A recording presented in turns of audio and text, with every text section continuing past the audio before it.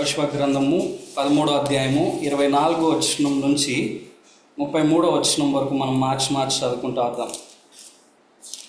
మోషే గాదు గోత్రమునకు అనగా గాదీయులకు వారి వంశముల చొప్పున స్వాస్థ్యమిచ్చెను.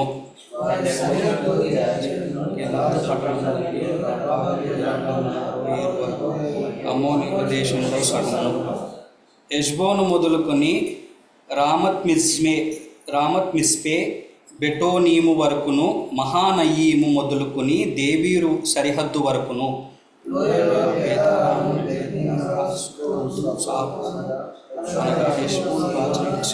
రాజ్యశేషంలో దిక్కున యోర్దాను అత్తరిని వారి వంశముల చొప్పున గాదీయులకు స్వాస్థ్యమైన పట్టణములను గ్రామములను ఇవి.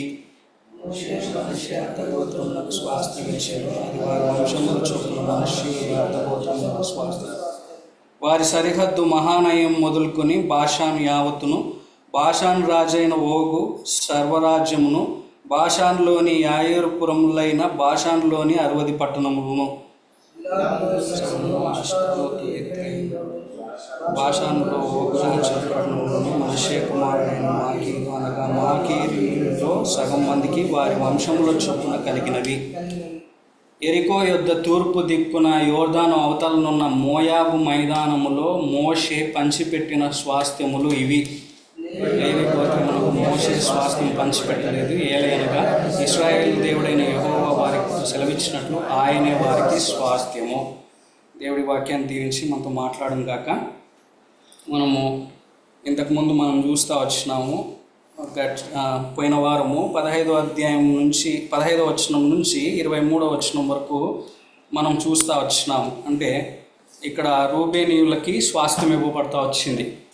కాబట్టి రూబేను ఇశ్రాయేల్కి అంటే యాకోబుకి ప్రథమ సంతానముగా ఉంటా వచ్చినాడు. కానీ రూబేను తను చేసినటువంటి అపవిత్రతను బట్టి, అంటే తన యొక్క తండ్రి భార్యతో తను కూడినటువంటి వాడిగా ఉంటూ వచ్చినాడు. దాని కారణాన్ని బట్టి తను పొందుకున్నటువంటి దీవెన కూడా అది ఆ విధంగానే ఉంటా వచ్చింది. ఏమని దీవిస్తూ వచ్చినాడంటే మనం చూస్తూ వచ్చినాము. ఆదికాండము 49వ అధ్యాయం 2-3 వచనాల్లో మనం చూసుకున్నట్లయితే, నీవు చంచలుడిపై ఉంటావు, నీళ్ళ వలె చంచలుడిపై ఉంటావు, అంటే అస్థిరుడుగా ఉంటావు నువ్వు అని ఈ యాకోబు యొక్క రూబేన్ని దీవించినటువంటి వాడిగా ఉంటూ వచ్చినాడు. దాన్ని మనం చూసుకున్నట్లయితే రూబేనీయులు ఆ విధంగానే జీవిస్తూ వచ్చినారు, వారి జీవితాల్లో అస్థిరులుగా ఉంటా వచ్చినారు. అంతేకాదు మనం గమనించినట్లయితే మొదటి దినవృత్తాంతములు 5వ అధ్యాయం 1వ వచనంలో అక్కడ చాలా చక్కగా రాయబడుతూ వచ్చింది. వాళ్ళు చేసినటువంటి అపవిత్రతన కారణాన్ని బట్టి వాళ్ళు పొందుకోవలసినటువంటి స్వాస్థ్యాన్ని ఎవరికి పోతా వచ్చిందంటే, ముఖ్యంగా మనం చూసుకున్నట్లయితే ధర్మశాస్త్ర ప్రకారంగా ఈ యొక్క ప్రథమ సంతానము లేకపోతే మొట్టమొదటి సంతానము వాళ్ళు 2 అయినటువంటి ఆశీర్వాదం వాళ్ళకి కలగాలి. కానీ దానికి రూబేనుకు బదులుగా అది ఎవరికి కలుగుతూ వచ్చిందంటే యోసేపు కలుగుతూ వచ్చింది. ఎందుని బట్టి అంటే యోసేపు దేవునితో సమీపంగా జీవిస్తూ వచ్చినాడు, పవిత్రంగా జీవిస్తూ వచ్చినాడు. అందును బట్టే యోసేపుకి ఆ యొక్క 2 ఆశీర్వాదం కలుగుతూ వచ్చింది.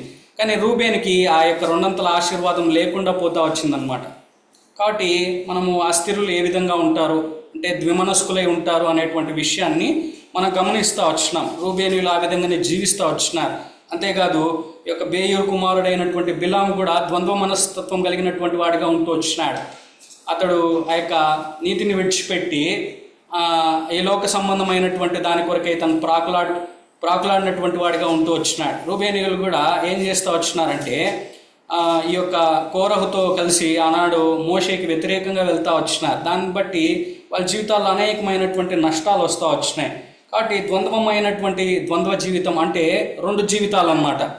మనం జ్ఞాపకం చేసుకున్నట్లయితే అంటే ఇక్కడ ఒక జీవితం అక్కడ ఒక జీవితం, అంటే స్థిరత్వం లేనటువంటి జీవితం వాళ్ళు జీవించినటువంటి వారిగా ఉంటూ వచ్చినారు. ఇక్కడ మనం చూసుకున్నట్లయితే తర్వాత ఎవరికి స్వాస్థ్యం ఇవ్వబడుతూ వచ్చింది? 24వ వచనంలో మోషే గాదు గోత్రమునకు అనగా గాదీయులకు వారి వంశముల చొప్పున స్వాస్థ్యం ఇచ్చెను. మనము ఇంతకు ముందు వారం కూడా అంకులు కొన్ని మాటలు జ్ఞాపకం చేస్తూ వచ్చినాడు. కాబట్టి మనం ఆ మాటల్ని మనం జ్ఞాపకం చేసుకుంటూ వద్దాం. చూడండి సంఖ్యాకాండము 32వ అధ్యాయంలో మనం చూసుకున్నట్లయితే వీళ్ళ ఈ యొక్క వంశముల గురించి రాయబడుతూ వచ్చింది అక్కడ. అంటే వీళ్ళు చెప్పినటువంటి మాటలు అక్కడ చాలా చక్కగా రాయబడుతూ వచ్చినాయి. మనం గమనించినట్లయితే చూడండి సంఖ్యాకాండము 32వ అధ్యాయం అంతా కూడా మనం చూసుకున్నట్లయితే 1 నుంచి 23 వచనాల వరకు వీరి గురించే చెప్పబడతా వచ్చింది. చూడండి మొదటి వచనం, రూబేనీయులకును గాదీయులకును అతి విస్తారమైన మందలుండను కనుక యాజేరు ప్రదేశమును గిలాదు ప్రదేశమును మందలకు తగిన స్థలమని తెలుసుకొని వారు వచ్చి మోషేను యాజకుడకు ఎలియాజరును సమాజ ప్రధానులతో అతారోతు దీబోను యాజేరు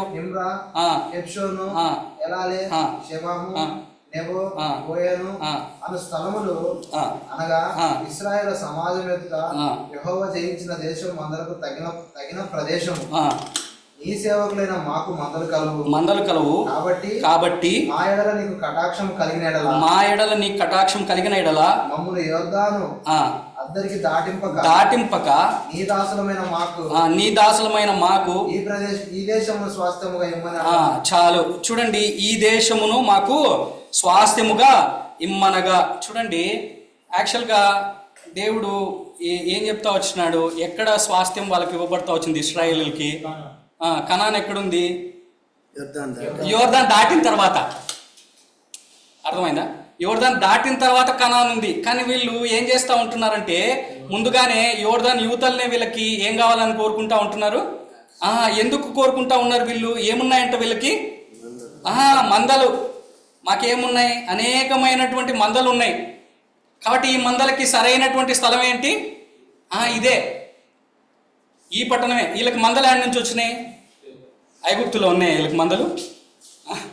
కాబట్టి వీళ్ళకి ఇవన్నీ కూడా దేవుడు అనుగ్రహించినటువంటి వాడిగా ఉంటూ వచ్చినాడు.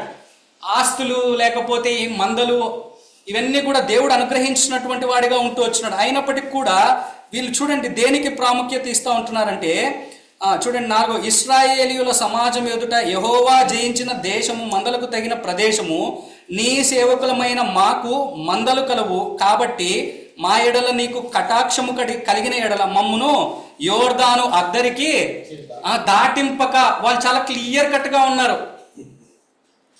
మేము ఆ యోర్దాను దాటి పోము అంటూ ఉన్నారు. దేవుడేమో వాళ్ళని ఏం చెప్తా ఉంటున్నాడంటే మిమ్మల్ని యోర్దాను దాటిస్తాను అని చెప్తా ఉంటున్నాడు. వీలైతే మాకు ఆ యోర్దాను దాటేటువంటి అనుభవం మాకు వద్దంటా ఉంటున్నారు. వద్దనుకొని వాళ్ళు ఏమని చెప్తా ఉంటున్నారంటే మాకు అద్దరిని దాటింపక నీ దాసులమైన మాకు ఈ దేశమును స్వాస్థ్యముగా కావాలంట.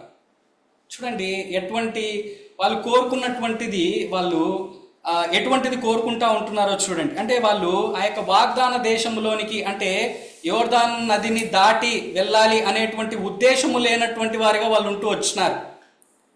అంటే వాళ్ళు వాగ్దాన దేశంలో ప్రవేశించాలని కోరుకోవట్లే. మాకు ఇదే చాలు, మేము ఇక్కడే జీవిస్తాం. ఎందుకు? దేనిని బట్టి? మందలను బట్టి. వాళ్ళ కాన్సన్ట్రేషన్ అంతా దేని మీద ఉంది? మందల మీద ఉంది. ఈ లోక సంబంధమైనటువంటి వాటి మీద వాళ్ళ కాన్సన్ట్రేషన్ వాళ్ళకి కలిగినటువంటిదిగా ఉంటూ వచ్చింది. అంతేకాదు చూడండి ఇక్కడ మోషే ఏమంటా ఉంటున్నాడో చూడండి. 6వ వచనం, మోషే గాదీయులతోనూ రూబేనీయులతోనూ మీ సహోదరులు యుద్ధమునకు పోవుచుండగా మీరు ఇక్కడ కూర్చుండవచ్చున, యెహోవా ఇశ్రాయేలుకి ఇచ్చిన దేశమునకు వారు వెళ్ళకయుండునట్లు మీరేలా వారి హృదయములను. వీళ్ళు ఏం చేస్తూ ఉంటున్నారు? అది కదా వీళ్ళు ఎట్లా ఉంటుందంటే, నాకు ఇప్పటికి కూడా గుర్తు అనమాట. నేను బీటెక్ చదివేటప్పుడు, అంటే ఇది జస్ట్ ఎగ్జాంపుల్, నేను బీటెక్ చదివేటప్పుడు ఎందుకు అధైర్యపడతారు అంటే వీళ్ళు ఏం చేసింది ఏం లేదు. వీళ్ళు ఏం చేసినారు, మేము ఆ యోర్దాను దాటమంటూ ఉంటారు అన్నమాట. అంతే, అందరి ముందు వచ్చి, ఇశ్రాయేల్ అందరి ముందు వచ్చి. జస్ట్ చిన్న ఎగ్జాంపుల్, నేను బీటెక్ చదివేటప్పుడు ఎట్లా ఉండేదంటే రూమ్లో అందరు చాలామంది చదువుకునేవాళ్ళు అనమాట. వాళ్ళందరు అంటే ఎగ్జామ్స్ ముందు వాళ్ళందరూ చదువుకునేటప్పుడు నేను చదువుకోను అసలు. అది తిరుగుతా ఆడుకోవడం, ఈడ ఆడుకోవడం, అది చేయడం, ఇది చేయడం చేస్తూ ఉంటాను అనమాట. తర్వాత ఎప్పుడో నైట్ ఎప్పుడో లేచి చదువుతాను, ఏదో అట్లా చదివేసి వెళ్ళిపోయాడు. ఒకరోజు అందరు మా రూమ్లో వాళ్ళందరూ నన్ను కూర్చోబెట్టి వాళ్ళు ఏమంటా వచ్చినారంటే, నువ్వు మమ్మల్ని డిస్టర్బ్ చేస్తున్నావు అన్నారు.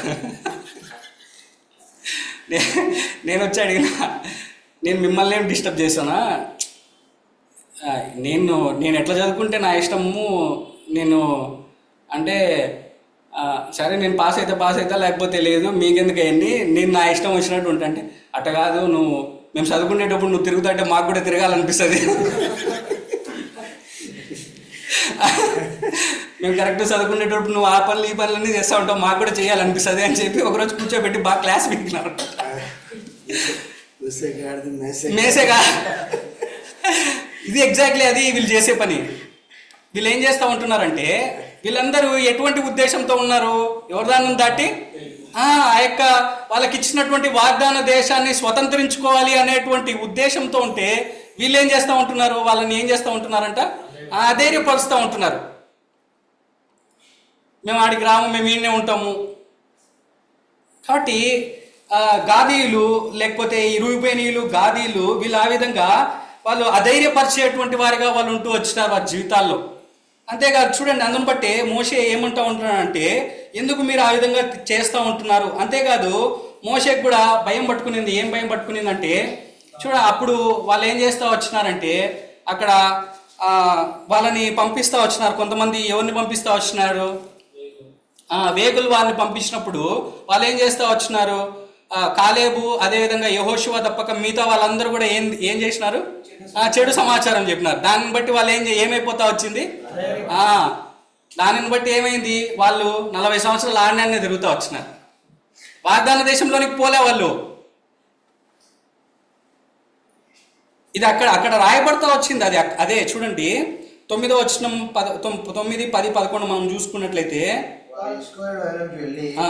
ఆ దేశంలో చూచి ఇశ్రాయేలు హృదయమును అధైర్యపరిచిరి గనుక యెహోవా తమకిచ్చిన దేశమునకు వారు వెళ్ళకపోయిరి.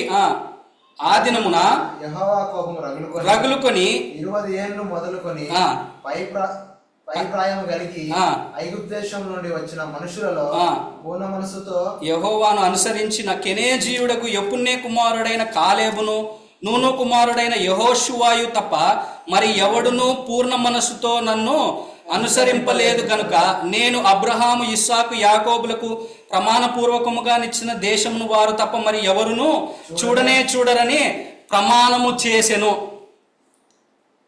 కాబట్టి ఏం చేసిన ఏమైంది అక్కడ, చాలా చక్కగా అధైర్యపరిచిరి గనుక ఏమైంది, అధైర్యపరచడం కారణాన్ని బట్టి వాళ్ళు ఏమైపోతా వచ్చినారంటే, ఆడినాన్ని 40 సంవత్సరాల అరణ్యంలో తిరిగి అందరు రాలిపోతా వచ్చినారు. కాబట్టి ఈ గాదీయులు, ఈ రూబేనీయులు వీళ్ళు ఏం తీసుకొస్తూ ఉంటున్నారంటే, అధైర్యాన్ని అంటే పిరికితనాన్ని వాళ్ళు తీసుకొచ్చేటువంటి వారిగా ఉంటూ వస్తూ ఉంటున్నారు. కాబట్టి అందును బట్టే ఇక్కడ గాదీయులు వాళ్ళు కాబట్టి ఈ అధైర్యము వారి జీవితాల్లో వాళ్ళు కలిగి ఉండడం మాత్రమే కాదు, కానీ వారి తోటి వాళ్ళకు కూడా ఆ యొక్క పిరికితనాన్ని వాళ్ళు తీసుకొచ్చినటువంటి వారుగా, అంటే డిస్కరేజ్మెంట్, అంటే ఎంకరేజింగ్గా లేవు వాళ్ళ మాటలు. మేము ఈయనే ఉంటాంలే, ఏం దాటుతాంలే కదా ఎవరిదాన్ని. కాబట్టి ఎంకరేజింగ్గా లేరు వాళ్ళు. అందును బట్టే ఈ యొక్క గాదీయులు వాళ్ళు డిస్కరేజింగ్, వాళ్ళ జీవితం అంతా కూడా డిస్కరేజింగ్గానే ఉంటా వచ్చిందనమాట. అంతేకాదు మనం తర్వాత చూసుకున్నట్లయితే వాళ్ళు ఏం చేస్తూ ఉంటున్నారు చూడండి, మనం గమనించినట్లయితే వాళ్ళ తర్వాత దేవుని యొక్క ఉద్దేశం ఏంటి, కనాన్లోనికి చేరాలి. ఎవరంతా, ఇశ్రాయేలీయులందరూ. అంటే ఇట్ ఇంక్లూడ్స్ రూబేనీయులు, ఇట్ ఇంక్లూడ్స్ గాదీయులు, ఇట్ ఇంక్లూడ్స్ మనషే అర్ధగోత్రం వాళ్ళు. కానీ వీళ్ళు ఏం చేస్తూ ఉంటున్నారు, they have chosen their own will, అంటే వాళ్ళ యొక్క స్వంత చిత్తాన్ని వాళ్ళు నెరవేర్చుకుంటున్నటువంటి వారిగా వాళ్ళు వస్తూ ఉంటున్నారు.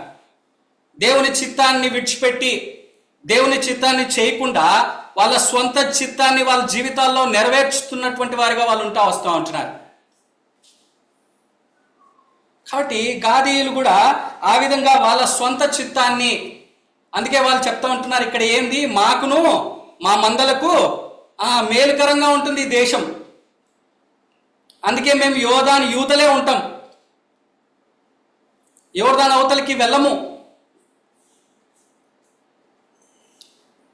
కాబట్టి అటువంటి డెసిషన్స్ వాళ్ళు తీసుకుంటాం. అందుకే వాళ్ళు ఎంత దారుణమైనటువంటి పరిస్థితి అంటే, ఆ వాగ్దానం, దేవుడి వాగ్దానం చేసినటువంటి ఆ యొక్క పాలు తేనెలు ప్రవహించేటువంటి ఆ యొక్క దాంట్లోనికి వాళ్ళు స్వాస్థ్యము పొందుకోలేనటువంటి వారిగా ఉంటూ వచ్చినారు. ఎందుని బట్టంటే వీళ్ళు ఏం తీసుకొస్తా వచ్చినారు? అధైర్యము తీసుకొస్తా వచ్చినారు, డిస్కరేజ్మెంట్. అంతేకాదు వాళ్ళు ఏం చేస్తూ వచ్చినారు వారి జీవితాల్లో? తమ సొంత చిత్తాన్ని తీసుకొస్తా వచ్చినారు. అంతేకాదు వాళ్ళు దేని కొరకే ప్రాకులాడుతూ ఉంటున్నారంటే ఇహలోక సంబంధమైనటువంటివి, దేవుడిచ్చినటువంటి ఇహలోకమైనటువంటి ఆ యొక్క ఆశీర్వాదాల వైపు వాళ్ళు చూస్తూ ఉంటున్నారు. కానీ ఆ పర సంబంధమైనటువంటి లేకపోతే నిత్యమైనటువంటి ఆశీర్వాదాన్ని వాళ్ళు పొందుకోవాలని ఆలోచించినటువంటి వారిగా వాళ్ళు లేరు. వాళ్ళు ఈ లోకంలో ఉన్నటువంటి వాటిని వాళ్ళు చూస్తూ ఉంటున్నారు. చూడండి, అంతేకాదు ఇంకా ఏమైపోయింది ఇప్పుడు వాళ్ళు ఎక్కడున్నారు? ఇప్పుడు రేపొద్దున వాళ్ళు డివైడ్ అయిపోయినారు కదా. డివైడ్ అయినారా లేదా? దాని యువతలు ఎవరున్నారు? రూబేనీయులు, గాదీలు, మనషే అర్ధగోత్రం వాళ్ళు ఉన్నారు. ఆ పక్కన ఎవరున్నారు? మిగతా వాళ్ళందరూ ఉన్నారు కదా. ఇప్పుడు ఏమైపోయింది? అన్నదమ్ములంతా ఏమైపోయినారు? విడిపోయినారు. కలిసి ఉంటే బాగుంటుందా, విడిపోతే బాగుంటుందా? కలిసి ఉంటే బాగుంటుంది. కాబట్టి వీళ్ళు విడిపోతూ ఉంటున్నారు. వీళ్ళు అందుకే చూడండి, చూడండి 19వ వచనం, 32వ అధ్యాయం 18, 19. సంఖ్యాకాండం 32వ అధ్యాయం. తూర్పు ఇశ్రాయేలీయుల్లో ప్రతి వాడును తన స్వాస్థ్యము పొందు వరకు మా ఇండ్లకు తిరిగి రాము. తూర్పు దిక్కున యోర్దాను యువతల మాకు స్వాస్థ్యము దొరికెను కనుక యోర్దాను అవతల దూరముగా వారితో స్వాస్థ్యము పొందమనిది. చూడండి వీళ్ళ ఉద్దేశం ఎట్లుందో. వాళ్ళు చాలా క్లియర్ కట్గా ఉన్నారు. ఏమని? వారితో స్వాస్థ్యము మాకు వద్దే వద్దు.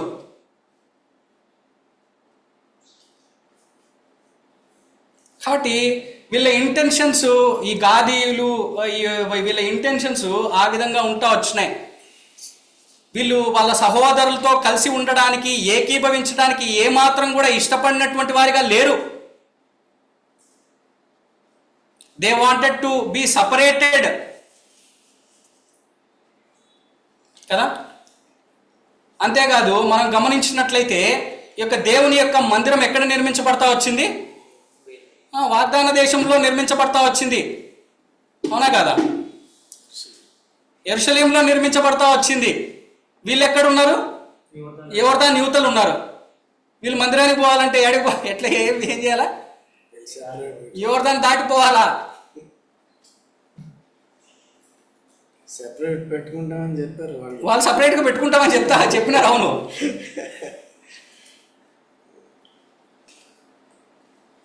కాబట్టి దేవుని సన్నిధికి లేకపోతే దేవుని మందిరానికి వాళ్ళు దూరంగా వెళ్ళిపోయినటువంటి వారిగా ఉంటూ వచ్చినారు. తద్వారా వారి జీవితాల్లో ఎంతో నష్టం వస్తూ వచ్చింది. మనం గమనించినట్లయితే మొదటి దినవృత్తాంతముల గ్రంథం 5వ అధ్యాయము 11వ వచనం నుంచి మనం వారు ఎంత దూరం అయిపోతా వచ్చినారు అనేటువంటి విషయాన్ని మనము గమనించవచ్చు. చూడండి, మొదటి దినవృత్తాంతములు 5వ అధ్యాయము 11వ వచనం.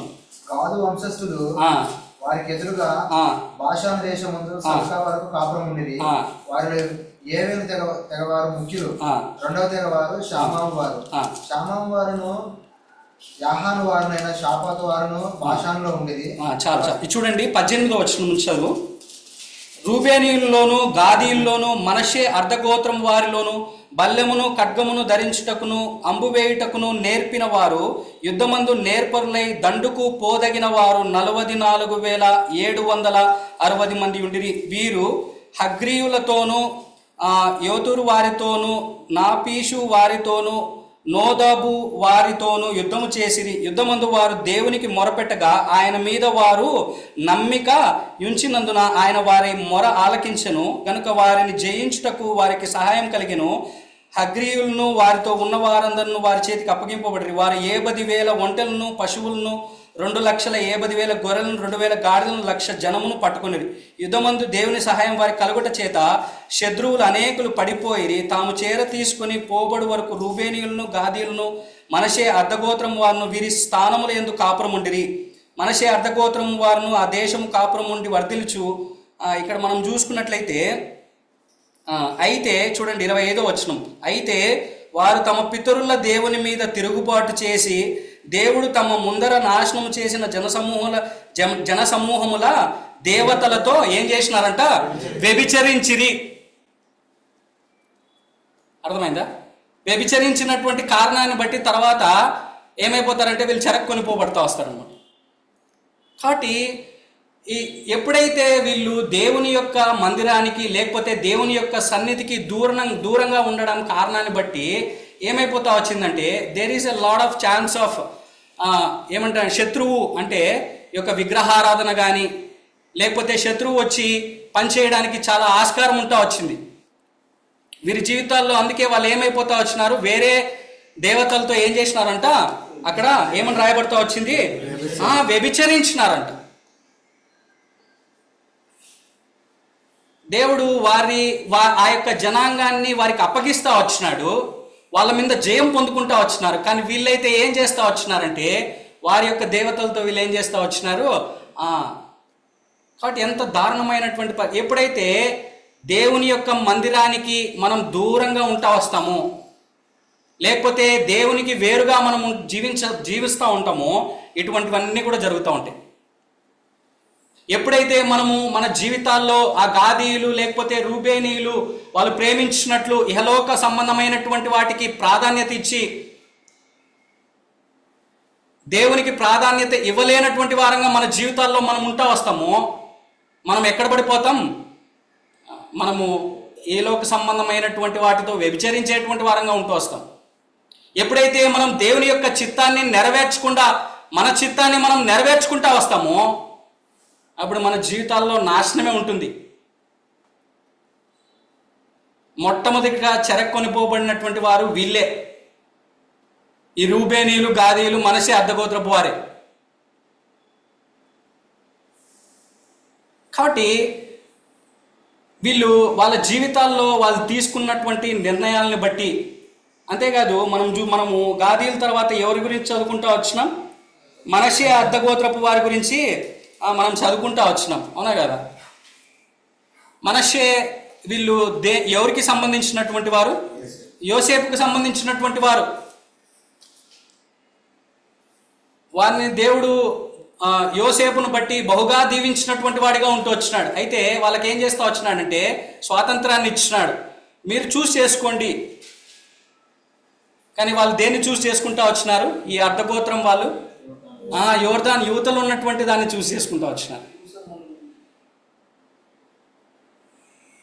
వాళ్ళు ఆ యొక్క వాగ్దానం చేయబడినటువంటి దేశంలోనికి వెళ్ళడానికి ఇష్టపడలేనటువంటి వారిగా ఉంటూ వచ్చినారు.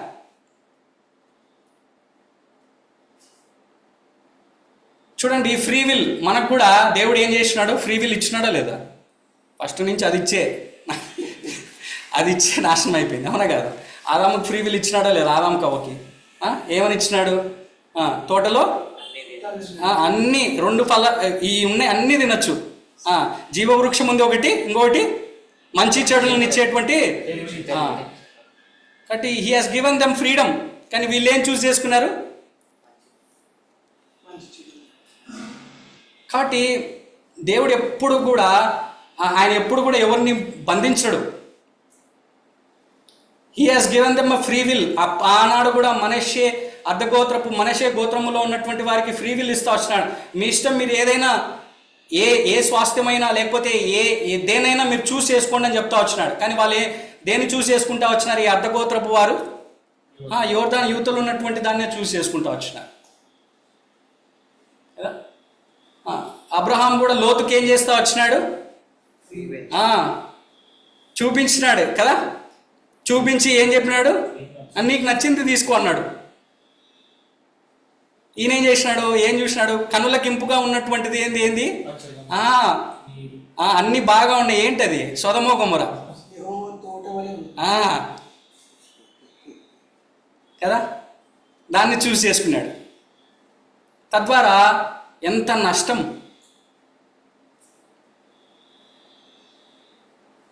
కదా, నీతిమంతుడైనటువంటి లోతు అని రాయబడతా వచ్చింది, కానీ ఎంత నష్టం వచ్చింది లోతు జీవితంలో. లోతు చేసినటువంటి ఆ యొక్క పాపమును బట్టి, తన బిడ్డలతో చేసినటువంటి పాపమును బట్టి 2 వంశాలు వస్తూ వచ్చినాయి కదా. కాబట్టి ఎంత దారుణమైనటువంటి పరిస్థితి. కాబట్టి ఇక్కడ కూడా వాళ్ళకి ఫ్రీ విల్గా వాళ్ళకి చూపిస్తూ ఉంటున్నాడు. మనషే అర్ధగోత్రపు వారికి మీరు ఇష్టం వచ్చింది మీరు చూస్ చేసుకోండి. ఈ రూబేనీయులు గాదీలు అయితే వాళ్ళు ఏం చేస్తూ వచ్చినారు, వాళ్ళకి ఏం కావాలా, మా మందలకి మంచి స్థలం ఇది, కాబట్టి మేము ఇక్కడే ఉంటాం. వాళ్ళకి ఏం కావాలా, ఎలోక సంబంధమైనటువంటివన్నీ కావాలన్నమాట కదా. మనం కూడా అనేక మార్లు అంతే, యహలోక సంబంధమైనటువంటి వాటి కొరకై ప్రాకులాడుతూ ఉంటాం. ఈ లోకంలో ఉన్నటువంటివే కావాలి కదా. వాళ్ళు కూడా ఈ లోక సంబంధమైనటువంటి వాటిని చూస్తూ వచ్చినారు గాదీయులు కూడా. అంతేకాదు వాళ్ళు అధైర్యపడడం మాత్రమే కాదు, వాళ్ళ యొక్క సహోదరులని కూడా ఏం చేస్తూ వచ్చినారు, అధైర్యపరుస్తూ వచ్చినారు. కాబట్టి ఈ విధంగా వాళ్ళు జీవించినటువంటి వారిగా ఉంటూ వచ్చినారు. అంతేకాదు దేవునికి దూరముగా, దేవుని సన్నిధికి దూరంగా వెళ్ళిపోయినటువంటి వారిగా ఉంటూ వచ్చినారు. తద్వారా వారి జీవితాల్లో ఎంతో నష్టం, వారి జీవితాల్లో ఎంతో అలజడి కలిగినటువంటిదిగా ఉంటూ వచ్చింది. అంతేకాదు ఈ యొక్క వీళ్ళ సంగతి ఇట్లయితే మనషే అర్ధగోత్రం వారికి ఏం చేస్తూ వచ్చినాడు దేవుడు, he has given them a freedom, వాళ్ళకి ఒక ఫ్రీ విల్ ఇస్తూ వచ్చినాడు, మీరు ఏదైనా చూస్ చేసుకోండి అని చెప్తా వచ్చినాడు. కానీ అక్కడ ఉన్నటువంటి మనషే అర్ధగోత్రపు వాళ్ళు ఏం చేస్తూ వచ్చినారు, వాళ్ళు దేన్ని చూస్ చేసుకుంటూ వచ్చినారు, యోర్దాను యువతలు ఉన్నటువంటి ఆ యొక్క స్వాస్థ్యాన్ని చూడండి. మోషే మనషే అర్ధగోత్రమునకు స్వాస్థ్యం ఇచ్చెను, అది వారి వంశముల చొప్పున మనష్యుల అర్ధగోత్రమునకు స్వాస్థ్యము. వారి సరిహద్దు మహానయము మొదలుకొని బాషాను యావత్తును, బాషాను రాజైన ఓగు సర్వరాజ్యమును, బాషానులోని యాయిరుపురములైన బాషానులోని 60 పట్టణములను, గిలాదులో సగమును, అష్టారోతు ఎద్రెయిను, బాషాన్లో ఓగు రాజ్య పట్టణములను, మనష్షే కుమారుడైన మాకీరు అనగా మాకీరుల్లో సగము మందికి. కాబట్టి ఇక్కడ ఈ సగం మంది వాళ్ళు ఏం చేస్తూ వచ్చినారంటే, ఆ యొక్క మనషే అర్ధగోత్రపు వాళ్ళు ఈ యొక్క యోర్దాను యూతలు ఉన్నటువంటి స్వాస్థ్యాన్ని వాళ్ళు తీసుకుంటూ వచ్చినారు. తద్వారా మనం చదువుకుంటూ వచ్చినాం, ఏమవుతూ వచ్చింది, ఆ యొక్క మొదటి దినవృత్తాంతములు 5వ అధ్యాయము 11వ వచనం నుంచి 28వ వచనం వరకు మనం చూసుకున్నట్లయితే వాళ్ళు ఏమైతే వచ్చినారో, వాళ్ళు దేంట్లోకి పడిపోతూ వచ్చినారు, వ్యభిచారంలోనికి పడిపోయినటువంటి వారిగా ఉంటూ వచ్చినారు. ఐడోలేటరీ, విగ్రహారాధన. మొట్టమొదటి ఆజ్ఞ ఏంటి వాళ్ళకి చెప్పింది, ఏ రూపం చూడండి, నిర్గమాకాండము 20వ అధ్యాయము 1వ వచనం. దేవుడు ఈ ఆజ్ఞలన్నీ వివరించి చెప్పెను, నీ దేవుడనైన యెహోవాను నేనే దాసుల గృహమైన ఐగుప్తు దేశంలో నుండి నిన్ను వెలుపలికి రప్పించి తిని, నేను తప్ప వేరొక దేవుడు నీకు ఉండకూడదు. పైన ఆకాశమందే గాని, క్రింద భూమి ఎందే గాని, భూమి క్రింద నీళ్ళ ఎందే గాని ఉండు దేని రూపము నైనను విగ్రహమునైనను నీవు చేసుకొనకూడదు, వాటికి సాగిలపడకూడదు, వాటిని. కానీ వీళ్ళు ఏం చేస్తూ వచ్చినారు, అవే చేస్తూ వచ్చినారు. ఎంత నాశనం అంటే అంత నాశనం. చూడండి, మనం అదే గమనించవచ్చు. 5వ అధ్యాయం 25 మొదటి దినవృత్తాంతంలో 5వ అధ్యాయం 25-26. అయితే వారు తమ పితరుల దేవుని మీద తిరుగుబాటు చేసి, తమ పితరుల దేవుడు ఎవరు, ఆయన రప్పించినాడు, ఐగుప్తు దేశంలోంచి వారిని తీసుకొచ్చినటువంటి వాడిగా ఉంటూ వచ్చినాడు. అటువంటి దేవుడిని వాళ్ళు ఏం చేస్తూ వచ్చినారు, దేవుని మీద తిరుగుబాటు చేసి, దేవుడు తమ ముందర నాశనం చేసిన జనసమూహముల దేవతలతో వ్యభిచరించిరి. కాబట్టి ఇశ్రాయేలీయుల దేవుడు అష్షూరు రాజైన పూలు మనసును, అష్షూరు రాజైన తిగ్లత్పిలేసేరు మనసును రేపగా, అతడు రూబేనీయులను, గాదీయులను, మనషే అర్ధగోత్రం వారిని చెరపట్టి నేటికిని కనపడుచున్నట్లుగా హలహోకునుకు, హబోరునకును, హారాకును, గోజాను నదీ ప్రాంతములకును వారిని. ఏమైపోయింది, ఎవరు ఇప్పుడు ఈ ముగ్గురు ఎవరు, మన రూబేనీయులు, గాదీయులు, వీళ్ళంతా ఎక్కడున్నారు, వీళ్ళంతా ఏ స్వాస్థ్యం తీసుకున్నారు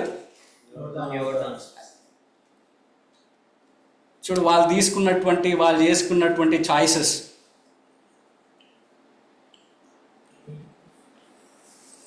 చూడండి ఎంత వాళ్ళని రేపి ఏం చేసినాడు దేవుడు, వాళ్ళని చెరపట్టి నేటికి నీ కనబడుచున్నట్లుగా నదీ ప్రాంతములకు వారిని కొనిపోయినారు. ఎంత దారుణమైనటువంటి పరిస్థితి కదా. కాబట్టి వాళ్ళు తీసుకున్నటువంటి ఛాయిసెస్. కాబట్టి యవనస్తులంగా మనము ఎటువంటి ఛాయిసెస్ మనం చేసుకుంటూ ఉంటున్నాం మన జీవితంలో అనేటువంటిది చాలా ముఖ్యమైనటువంటిది. ఒకవేళ నువ్వు ఇంకా దేవుణ్ణి ఎరగనటువంటి స్థితిలో ఉంటే యు హ్యావ్ 2 చాయిసెస్. ఏంటి? ఒకటి ఇరుకు మార్గము, ఒకటి మనం ఇంతకుముందే పాడుకుంటూ వచ్చినాం కదా. కాబట్టి ఒకవేళ నువ్వు ఇంకా దేవుణ్ణి ఎరగనటువంటి స్థితిలో ఉంటే విశాలమైనటువంటి మార్గం బాగానే ఉంటుంది, చాలా బాగా ఉంటుంది. మీకు గుర్తుందో లేదో, మా ఇంట్లో చిన్నప్పుడు మాకు బోర్డు ఉండేది అనమాట, ఒకటి పెద్దది ఒక బోర్డు ఉండేది. అయ్యి ఉండి ఇట్లా చూస్తూ ఉంటుంది అనమాట. 2 వేస్ ఉంటాయి, ఒకటి విశాల మార్గము, ఒకటి ఇరుకు మార్గం ఉంటుంది అనమాట. మనుషులు వెళ్తూ ఉంటారు. విశాల మార్గంలో అంతా ఏముంటాయి, బాగా అంతా ఏంటి సొదొమ గొమొర్రాలో ఉన్నట్టు ఉంటుంది అనమాట. పచ్చగా ఉంటుంది బాగా, పబ్బు కల్చరు, ఆ కల్చర్, ఈ కల్చరు కదా, హార్టికల్చరు, ఇంకొక కల్చరు, సాఫ్ట్వేర్ కల్చర్, అన్ని కల్చర్లు ఉంటాయి. ఈ ఇరుకు మార్గంలో ఏంటి, అన్ని ఎక్కులు దిగుళ్ళు ఇట్లా ఉంటుంది అనమాట. పడిపోయిన కొన్ని చోట్ల పడిపోయినాయి, కానీ దేవుడు సాయం చేస్తూ ఉంటాడు, నడుస్తూ ఉంటాడు అక్కడ మనిషి. అది చాలా బాగుండేది అనమాట బోర్డు. కాబట్టి మనము ఏ మార్గం చూస్ చేసుకుంటా ఉన్నాము అనేటువంటిది చాలా చాలా ఇంపార్టెంట్. ఒకవేళ మనము ఇంకా దేవుణ్ణి ఎరకపోయినట్లయితే నువ్వు, కాబట్టి it is a very good time. అంటే యవన కాలము చాలా మంచి సమయం. కాబట్టి చూస్ ద రైట్ థింగ్. ఈ యొక్క రూబేనీయులు, లేకపోతే ఈ యొక్క గాదీయులు, లేకపోతే మనషే అర్ధగోత్రం వాళ్ళు చూస్ చేసుకుంటే ఏమైపోతుందంటే జీవితం నాశనం అయిపోతుంది. కాబట్టి చూస్ ద రైట్ థింగ్. ఒకవేళ నువ్వు దేవుణ్ణి ఎరుగున్నట్లయితే దేవుని చిత్తములో ఉండేటువంటి దాన్ని మనము ఎప్పుడు కూడా చూస్ చేసేటువంటి వారంగా ఉంటాం. You have to choose which is the will of God. అంటే దేవుని చిత్తములో ఉండేటువంటి దాన్ని మనం నెరవేర్చేటువంటి వారంగా మనం ఉంటురాలి మన జీవితాల్లో. దేవుని చిత్తం ఏంటి అక్కడ? వాళ్ళు ఎక్కడ ఉండాలి? యోర్దాను అవతల ఉన్నటువంటి పాలు తేనెలు ప్రవహించేటువంటి ప్రదేశంలో వాళ్ళు నివసించాలి. కానీ వాళ్ళు ఏం చేస్తూ వచ్చినారంటే వాళ్ళ చిత్తాన్ని నెరవేర్చుకుంటూ వచ్చినారు. వాళ్ళ జీవితాల్లో వాళ్ళు దేవుని కంటే ఈ లోక సంబంధమైనటువంటివి ముఖ్యంగా వాళ్ళు కోరుకుంటూ వచ్చినారు. దేవునికి దూరంగా ఉండడానికి ఇష్టపడతా వచ్చినారు. సహోదరులకి దూరంగా ఉండడానికి ఇష్టపడతా వచ్చినారు. తద్వారా వారి జీవితాల్లో ఎంతో నష్టాన్ని పొందుకుంటూ వచ్చినారు. కాబట్టి యవనస్తులంగా మనం ఏం చూస్ చేసుకుంటూ ఉంటున్నాం? What ever it is, it might be your career, it might be your marriage. కాబట్టి దేవుని చిత్తములో ఉండేటువంటిది మనము చేసేటువంటి వారంగా మనం ఉంటురాదు. అనేక మార్లు రాంగ్ స్టెప్స్ అన్నమాట. యవన కాలంలో రాంగ్ స్టెప్స్ వేయడం కారణాన్ని బట్టి అది ఎంత దారుణమైనటువంటి పరిస్థితిలోకి వెళ్తామంటే అంత దారుణమైనటువంటి పరిస్థితిలోకి వెళ్ళిపోతాం. నా జీవితంలో కూడా నేను చేసినటువంటి రాంగ్ స్టెప్స్, నేను తీసుకున్నటువంటి రాంగ్ స్టెప్స్ నన్ను చాలా, అంటే it has down graded me. God has given me the path clearly. దేవుడు నాకు ఒక దారి చాలా చక్కగా చూపిస్తూ వచ్చినాడు. కానీ నేను దాన్ని ఫాలో అవ్వకుండా నేను ఆ యొక్క పాత్ నుంచి నేను నా ఓన్ పాత్ని చూస్ చేసుకోవడాన్ని బట్టి నా జీవితంలో చాలా నష్టపోతూ వచ్చిన. కాబట్టి మన చాయిసెస్ ఎట్లా ఉన్నాయి? దేవుని చిత్తాన్ని చేయడానికి మనం ఇష్టపడేటువంటి వారంగా మనం ఉంటూ రావాలి. దేవుని చిత్తాన్ని నెరవేర్చేటువంటి వారంగా మనం ఉంటూ రావాలి. దేవుని చిత్తాన్ని నెరవేర్చేటువంటి వారంగా, లేకపోతే మన జీవితాల్లో అదే జరిగించేటువంటి వారంగా మనం ఉంటూ రావాలి. అనేక మార్లు మనం చదువుకునేటువంటి విషయంలో కూడా రాంగ్ చాయిసెస్, కెరియర్లో కూడా రాంగ్ చాయిస్, అడగము సరిగ్గా. మ్యారేజెస్లో కూడా రాంగ్ చాయిస్ కదా. అన్నీ ఎట్లా అందంగా ఉండాలా కదా. So we will be having some thoughts కదా, మనకు చాలా తలంపులు ఉంటాయి. నా భార్య అట్లుండాలా, లేకపోతే నాకు వచ్చేటువంటి భార్య అట్లున్నా, ఇవన్నీ అనవసరం. మనం ప్రార్థన చేయాల్సింది ఒకటి ఏంటంటే, ప్రభువా నీ చిత్తములో ఉండేటువంటి వాళ్ళు నాకు రావాలి. కెరియర్ పరంగా కూడా ప్రభువా నీ చిత్తములో ఉండేటువంటిది నా జీవితంలో జరిగించు.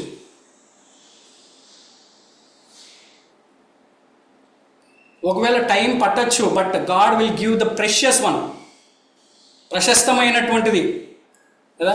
మనం లాస్ట్ టైం కూడా ఆరాధనలో మనం చూసి, దేవుడు ఎప్పుడు కూడా నిత్యమైనటువంటివి ప్రశస్తమైనటువంటివే ఇస్తాడు. మనమే అనవసరంగా దారి తప్పి ఎట్లాంటివి తెచ్చుకుంటాం అంటే దరిద్రమైనవి తెచ్చుకుంటాం మన జీవితాల్లో. కాబట్టి ఈ యొక్క వీళ్ళు కూడా అదే చేస్తూ వచ్చినారు.